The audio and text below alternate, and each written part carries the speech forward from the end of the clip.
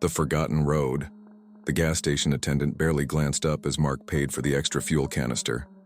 "You're not heading down Quogue Old Briar Road, or are you?" the man asked, his voice dry as dust. Mark frowned. "Never heard of it." The old man's eyes flicked toward the window where Mark's car sat idling in the dim light. "Good," he muttered. "Keep it that way." Mark chuckled.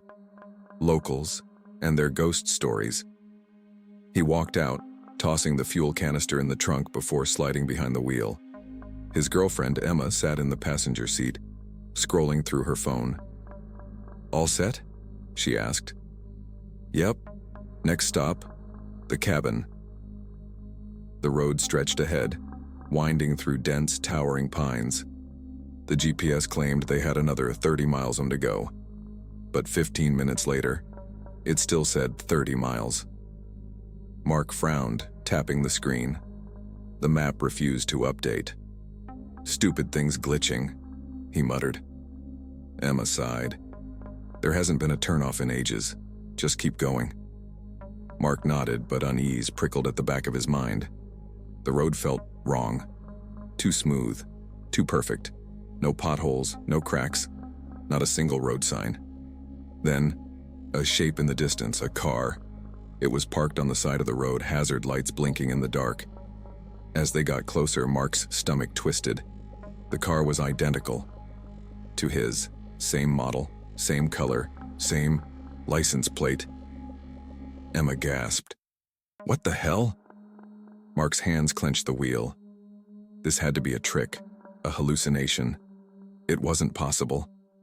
He pulled over. His own headlights illuminated the strange duplicate.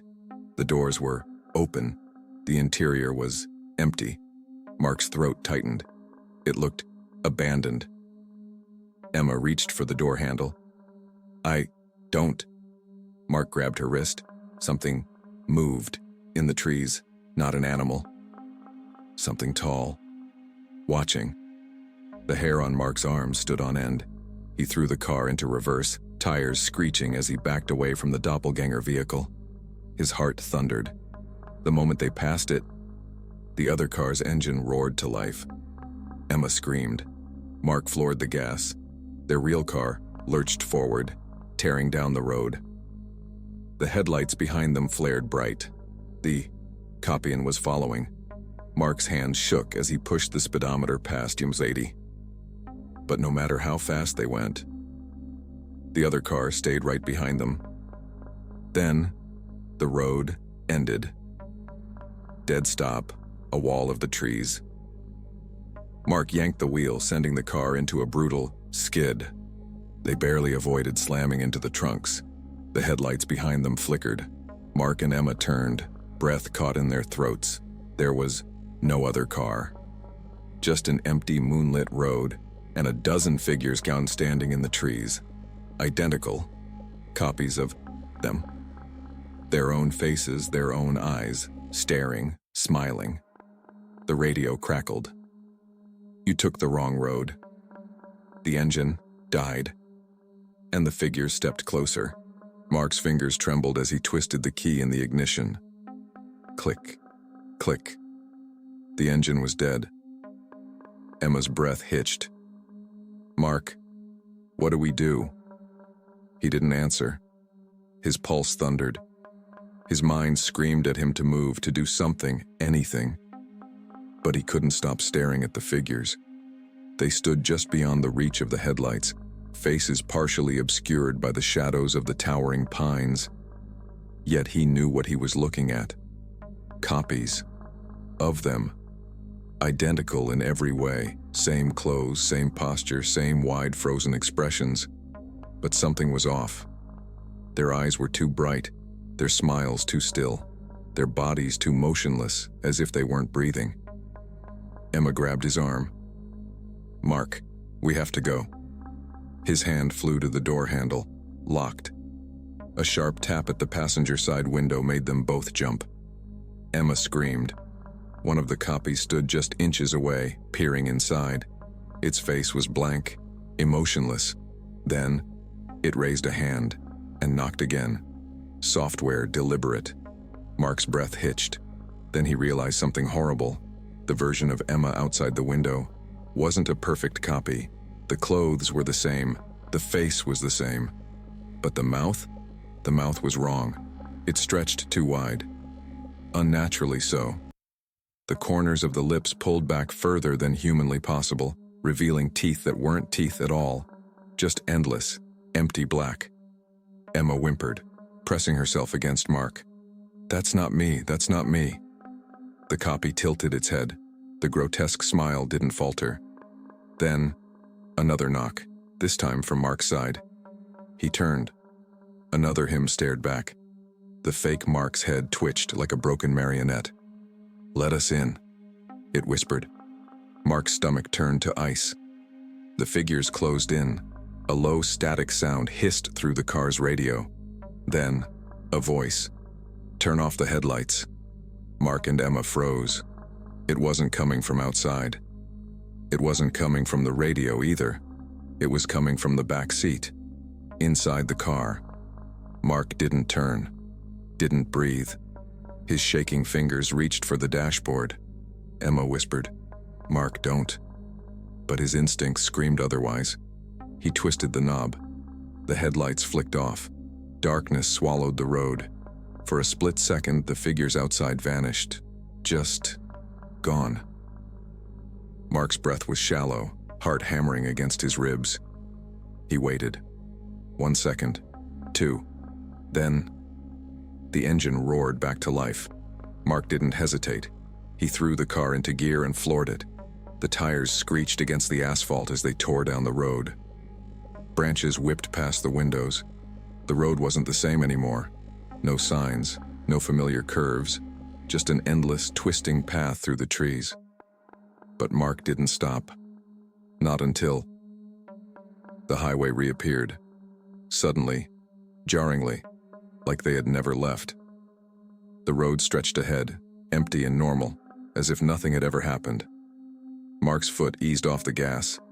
Emma was shaking, hands gripping her seat. The GPS screen flickered back to life. "Continue for 12 miles to your destination," it chimed, like nothing had happened, like they had never left. Mark exhaled, hands aching from how hard he had been gripping the wheel. He dared one last glance in the mirror.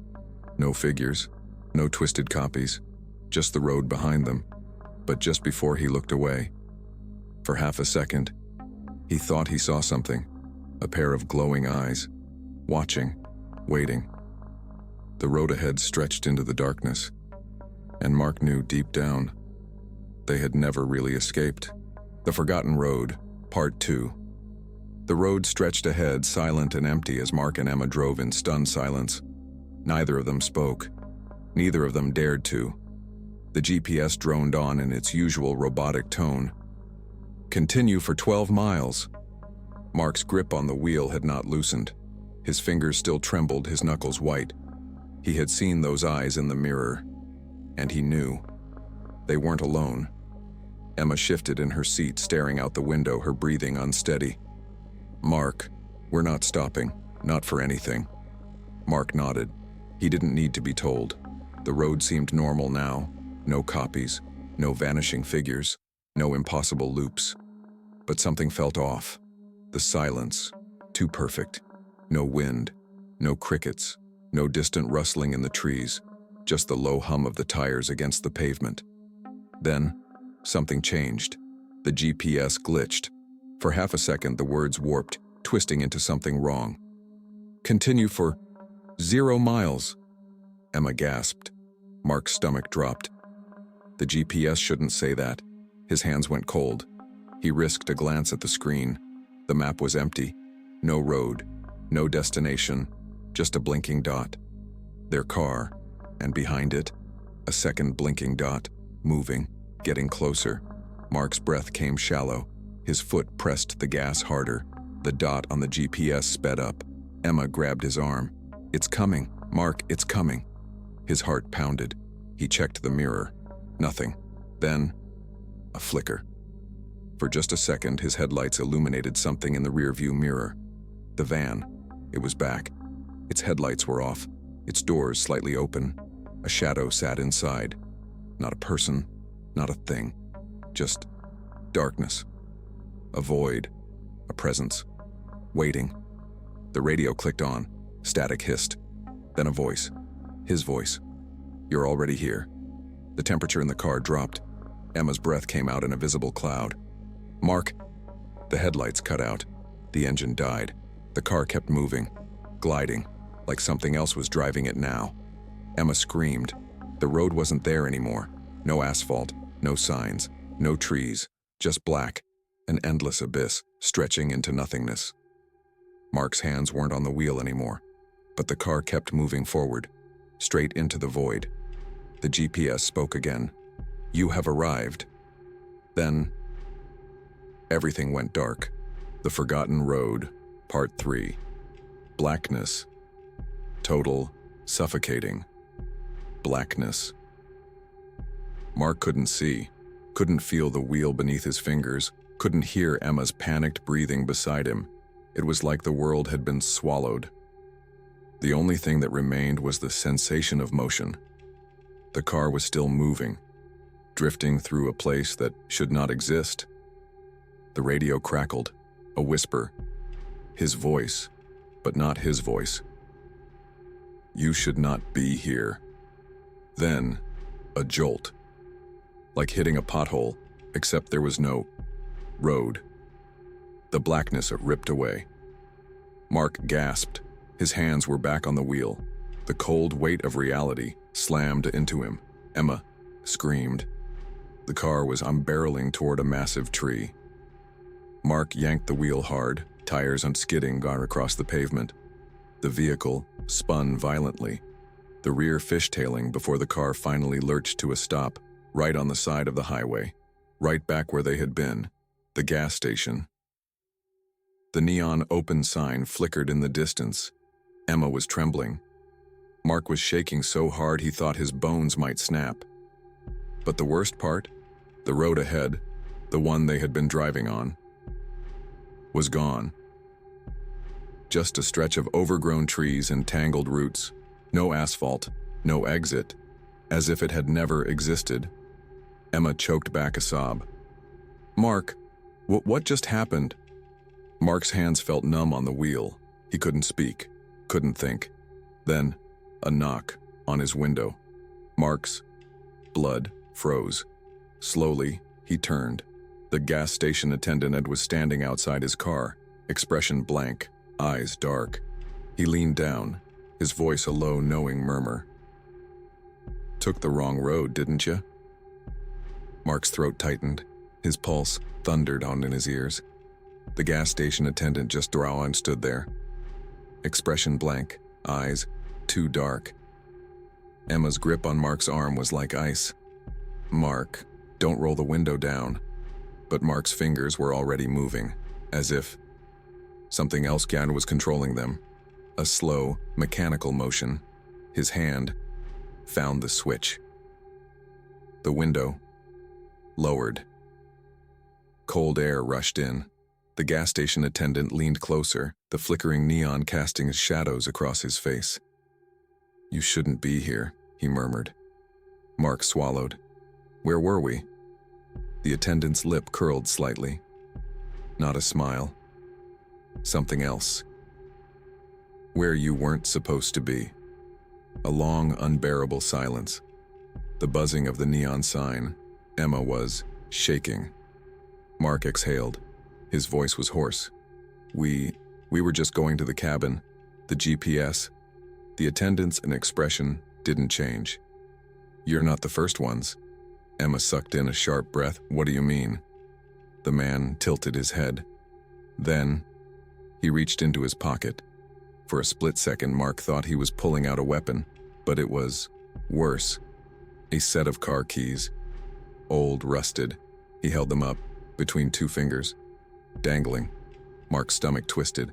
The keychain was familiar. Too familiar. A small silver letter, M, dangled from the ring. Mark's initial. His blood ran cold. Emma saw it too. Her breath came in rapid gasps. "Mark, those are yours." Mark reached instinctively to his own keys, still hanging from the ignition, still there, still solid. He looked back at the attendant. Where did you get those? The man didn't blink. His fingers let go. The keys hit the ground with a hollow clink. Then, he turned and walked away. Not toward the gas station, not toward a car. Just into the woods. Emma shook her head violently. Mark, go, now. Mark didn't argue. He threw the car into gear. Tires gear screeched. The neon buzzed violently as they shot past the gas station, the building disappearing in the rearview mirror. Emma was sobbing softly, her hands clamped over her mouth. Mark's grip on the wheel was ironclad. Neither of them spoke, but as they sped away, something crept into Mark's mind. Something small, something wrong. The gas station attendant. His face, his voice, his words. You're not the first ones. Mark's fingers dug into the wheel, because the more he thought about it, the more he realized he had heard those words before. The road stretched endlessly ahead. The radio crackled. Continue for 12 miles. And the GPS updated. Mark's breath unhitched. His eyes flicked to the GPS. It was working again. Clear, stable, normal. But the words on the screen made his blood run cold. Continue for 12 miles. Emma saw it too. She clapped a hand over her mouth, shaking her head. No, she whispered. No, no, no. We left that road. Mark's fingers tightened on the wheel. His knuckles had gone white. The neon gas station was gone. The Mo highway was gone. Only our dense, endless trees. No turnoffs, no signs, just road. The same damn Brawls road. Emma choked on a sob. Mark, we never left, did we? Mark didn't answer. He couldn't. His mouth was dry, his stomach twisted into knots. His mind raced. They had seen the gas station, the real one, the real world. They had been so close, hadn't they? A low hum filled the air. The radio flickered back on, a burst of static. Then, a whisper. Mark's voice. His own voice. Turn off the headlights. Emma gasped. She reached for the switch and flicked them off.